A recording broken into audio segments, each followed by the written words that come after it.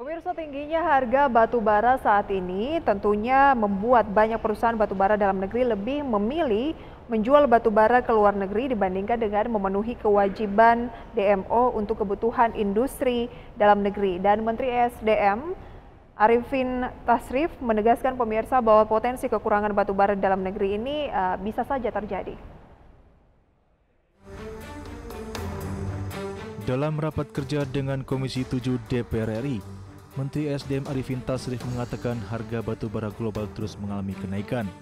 Dengan adanya disparitas harga yang tinggi dengan harga di dalam negeri, mendorong banyak perusahaan batu bara lebih memilih menjual batu baranya ke luar negeri. Jika hal ini terus dibiarkan, bisa berpotensi membuat pasokan di dalam negeri mengalami defisit karena pengusaha lebih memilih ekspor. Pemerintah sendiri telah menerapkan kebijakan DMO terkait kewajiban produsen batu bara untuk menjualnya untuk kebutuhan industri dalam negeri. Namun hal itu seringkali dilanggar karena kecilnya denda dan sanksi yang diterapkan. Hingga Juli 2022 setidaknya masih terdapat 71 perusahaan yang belum memenuhi kewajiban DMO. Kemudian sanksi berupa pembayaran dana kompensasi dengan tarif yang kecil dan pembayaran denda bagi yang melanggar kontrak menyebabkan perusahaan batubara cenderung untuk lebih memilih membayar denda sanksi dan kompensasi dibandingkan dengan nilai ekspor yang bisa diperoleh. Untuk itu ada kecenderungan untuk menghindari kontrak dengan industri dalam negeri. Sehingga dalam hal ini perlu kebijakan baru untuk menjamin ketersediaan pasokan batu bara dalam negeri melalui penghimpunan, penyaluran dana kompensasi melalui Badan Layanan Usaha DMO Batubara. Di samping itu, hal yang perlu dicatat juga adalah kualitas daripada batubara yang bisa memenuhi dan juga yang tidak bisa memenuhi kebutuhan di dalam negeri.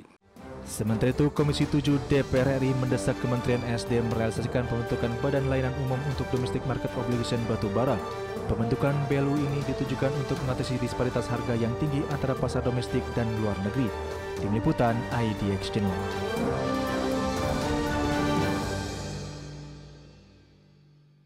Pengamat energi Muhammad Setiawan mengingatkan potensi defisit batubara ini segera dicarikan solusi. Jangan sampai krisis energi yang terjadi di luar negeri bisa merembet ke Indonesia hanya karena persoalan buruknya tata kelola. Tidak dipungkiri, kenaikan harga batubara internasional yang kian melebar menjadi pemicu pengusaha batubara untuk lebih mengedepankan kebutuhan ekspor. Kondisi ini tentu berpotensi mengancam pembangkit listrik milik PT Perusahaan Listrik Negara Persero yang mayoritas masih menggunakan batu bara. Jangan sampai minimnya suplai ke PLN berdampak pada semua industri yang saat ini mulai recovery dari dampak pandemi COVID-19. Perlu disikapi secara serius karena dampaknya adalah apabila pasokan bagi pembangkit milik PLN tidak banyak ataupun terganggu, maka yang akan dirugikan adalah masyarakat juga. Dengan demikian, potensi terjadinya pemadaman ataupun blackout sangat besar sekali, apalagi kalau misalnya pasokan tambang terus pasokan batu bara terus berkurang sehingga hari operasi pembangkit ini terus mengalami penurunan. Saya kira ini akan sangat memberatkan bagi PLN dan pastinya akan sangat merugikan bagi masyarakat karena kita tahu bahwa saat ini listrik adalah sebagai kebutuhan